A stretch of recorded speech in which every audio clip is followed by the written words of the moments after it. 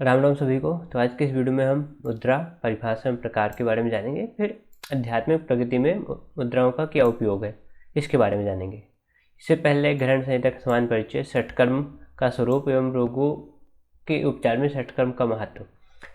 ये वीडियो पहले ही अपलोड हो चुकी है, आप वहाँ आप जाके इसको चैनल पे देख सकते हैं। ये पॉइंट हमें योग परिचय फर्स्ट पेपर के यूनिट 3 में मिलता है। मुद्रा की परिभाषा एवं आध्यात्मिक प्रगति में मुद्राओं की क्या उपयोगिता है।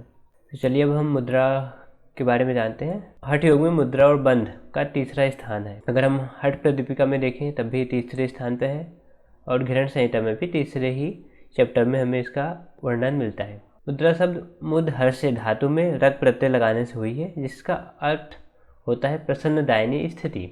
स्थूल रूप में चित्त के विशेष भाव को मुद्रा कहते हैं। योगिक ग्रंथों में जिन मुद्राओं का वर्णन मिलता है वो चित्त के विशेष भाव एवं प्राण की अवस्थाओं का द्योतक है। अगर हम मुद्रा की परिभाषा की बात करें तो आसन, प्राणायाम एवं बंध की सम्मिलित वह विशिष्ट स्थिति जिसके द्वारा उच्च आध्यात्मिक शक्ति का जागरण संभव हो वो मुद्रा कहलाती है। अब हम मुद्रा के उद्देश्य की बात करते हैं। तो मुद्रा का मुख्य उद्देश्य कुंडलिनी शक्ति का जागरण करना है और इसके अतिरिक्त आंतरिक अवयवों को नियंत्रित कर अभ्यासी साधक अपने शरीर की अंतःस्रावी ग्रंथियों को भी प्रभावित करता है, जिसके स्राव से साधक की शारीरिक एवं मानसिक स्थिति और सुदृढ़ हो जाती है और मुद्रा के अभ्यास से स्थिरता आती है। ग्रहण संहिता में हमें 25 प्रकार की मुद्राओं का वर्णन मिलता है, जो है महामुद्रा, नभोमुद्रा, उड्डयन बंध, जलंधर बंध, मूल बंध, महाबंध, महाभेद मुद्रा, खेचरी मुद्रा, विपरीत करणी मुद्रा, योनि मुद्रा, वज्रोणी मुद्रा, शक्ति चालिनी मुद्रा, ठड़ंगी मुद्रा, मांडुकी मुद्रा, संभवी मुद्रा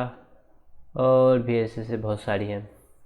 इनमें से 16 मुद्राएं हैं, 5 धारणाएं हैं और 4 बंध हैं। इन मुद्राओं के सिद्ध होने पर अणिमा, महिमा, लघिमा, गरिमा, प्राप्ति, प्राकाम्य, ईशित्व, वसित्व आदि 8 सिद्धियों प्राप्त होती हैं। अब हम बात करते हैं मूल बंध की। इसमें बाईं एड़ी की गुदा प्रदेश को संकुचित करके और प्रयत्नपूर्वक मेरुदंड में नाभि ग्रंथि को लगाकर दबाए और दाईं एड़ी से उपस्थ को दृढ़ता पूर्वक दबाया जाता है। यह मूलबंध है। इससे वृद्धावस्था नष्ट होती है। संसार सागर से पार होने के लिए जो भी अभ्यासी हैं उनको जनहीन बंध में छुपकर इस मुद्रा का अभ्यास करना चाहिए। दूसरा है जलंधर बंध। जलंधर बंध में कंठ को संकोच करें और हृदय पर ठुड्डी को रखें तो जलंधर बंध होता है।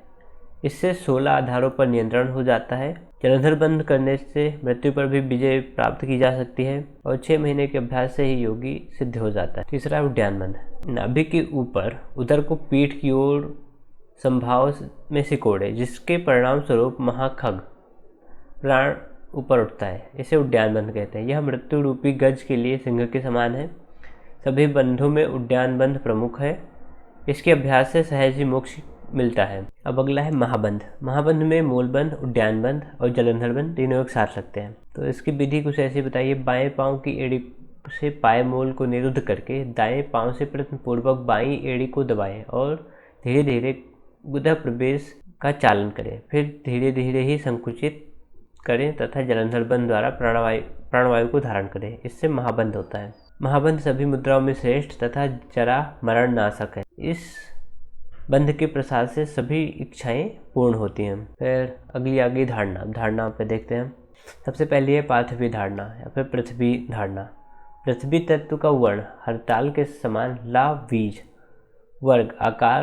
पृथ्वी तत्व का वर्ण हरताल के समान ला बीज मंत्र वर्ण आहार और ब्रह्म देवता है।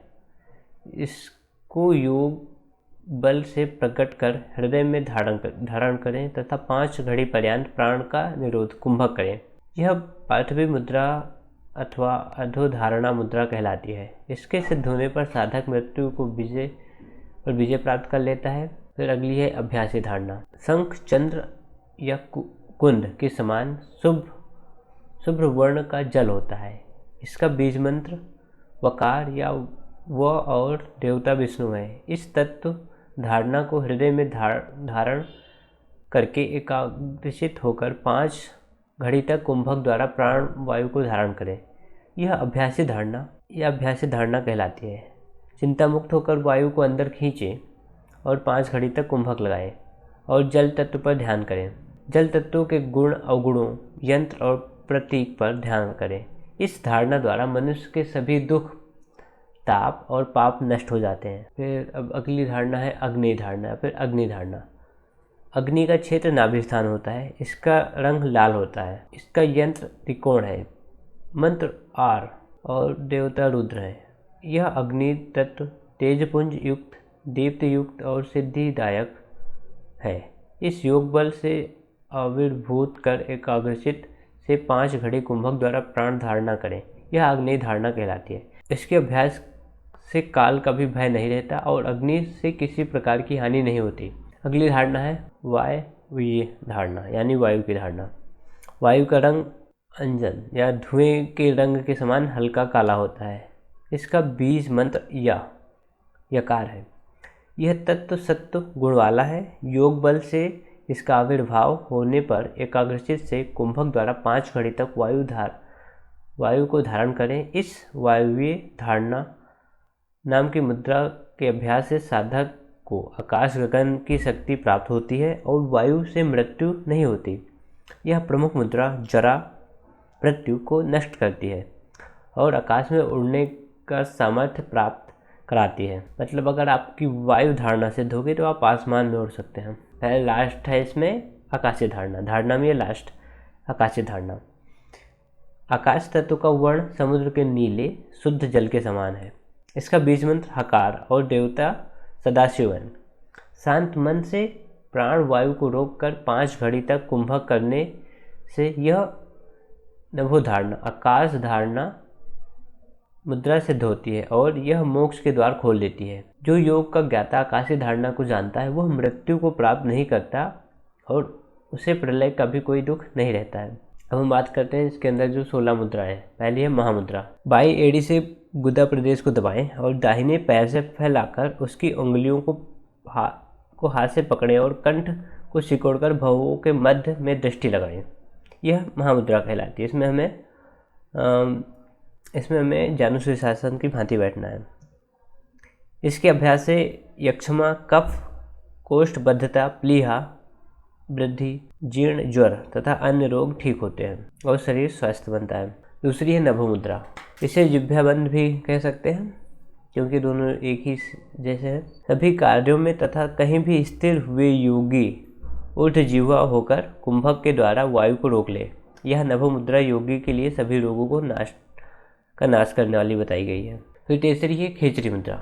जिह्वा और जिह्वा मूल को मिलाने वाली जो नाड़ी जिह्वा के नीचे है उसका छेदन कर जिह्वा के अग्रभाग का निरंतर चालन करें तथा मक्खन लगाकर दोहन करते हुए लोहे की चिमटी से खींचे। नित्य प्रति का अभ्यास करने से जिह्वा बढ़ जाती है।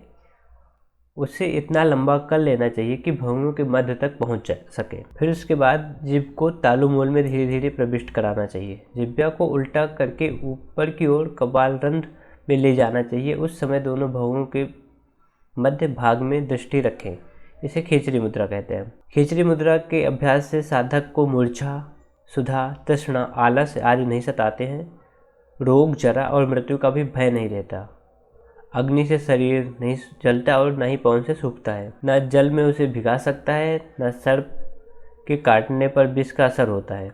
अगला है महाभेद मुद्रा। महाभेद के बिना मूलबंध और महाबंध निष्फल है। सबसे पहले महाभेद करने के लिए हमें महाबंध का अभ्यास करना चाहिए। फिर उसके बाद उद्यान बंध करते हुए कुंभक के द्वारा वायु को रोकना चाहिए। यह महाभेद कहलाता है। नित्य प्रति महाभेद के साथ महाबंध मूलबंध करने वाले योगी सब योगियों से श्रेष्ठ माने जाते हैं। उन्हें वृद्धावस्था नहीं घेरती, न ही मृत्यु का भय होता है। फिर 5वें नंबर पर विपरीत करनी मुद्रा। नाभि मूल में सूर्य नाड़ी और तालु मूल में चंद्र का वास है। सूर्य द्वारा चंद्र से श्रावित अमृत का पान करने से प्राणी की मृत्यु होती है, परंतु चंद्र नाड़ी के अमृत पान करने पर मृत्यु का भय नहीं रहता। अतएव सूर्य को ऊपर और चंद्र को नीचे, सूर्य के ऊपर मतलब पाँव को ऊपर कर ले, चंद्र को नीचे, सर को नीचे कर ले। यह विपरीत करनी मुद्रा है। सिर को भूमि में लगाकर दोनों हाथ टेकें और दोनों पाँव को ऊपर उठाकर कुंभक के द्वारा वायु को रोकें। यह विपरीत करनी मुद्रा है। इसका नित्य अभ्यास करने से वृद्धावस्था और मृत्यु नष्ट होती है। इसके अभ्यास करने से सभी लोगों में सिद्धि संपन्न और प्रलय काल में भी दुखी नहीं होता इंसान। फिर अगला है योनि मुद्रा। सिद्धासन में बैठे और दोनों हाथों के अंगूठों से दोनों कानों को, दोनों हाथों की तर्जनियों से दोनों नेत्रों को, मध्यमिकाओं से नासिका को और अनामिका से मुख को बंद करें। काकी मुद्रा द्वारा प्राण को खींचकर अपान से मिला दें और शरीरस्थ 6 चक्रों का ध्यान करते हुए हूँ अथवा हंस मंत्र से कुंडलिनी शक्ति को जगाकर उसके साथ ही जीवात्मा को सहस्त्रार्थ में ले जाएं। उस समय यह एकांत भावना करनी चाहिए कि मैं शिव के साथ शक्ति संपन्न होकर सुखपूर्वक विहार कर रहा हूँ। शिव शक्ति के संगम से ही आनंद में स्वयंभू ब्रह्म हो गया हूँ। यह योनि मुद्रा है। इसके साधन से ब्रह्म हत्या, भ्रूण हत्या, सुरापान, गुरुतल्प गमन आदि पापों से मुक्ति मिलती है। फिर अगली है वज्रोणी मुद्रा। दोनों हाथों को दृढ़तापूर्वक जमीन पर टेके और दोनों पैरों तथा सिर को आकाश में उठा दे।